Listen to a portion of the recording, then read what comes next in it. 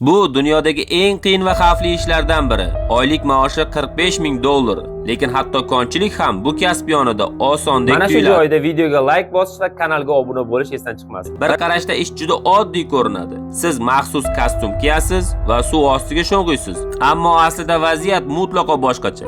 Siz suv ostida oddiy payvandlash ishlaridan tortib, ulkan kemaning turbina pichoqlarini tozalashgacha bo'lgan murakkab vazifalarni bajarasiz. Ba'zan 30 soatdan ortiq vaqt davomida suv ostida qolishga to'g'ri keladi.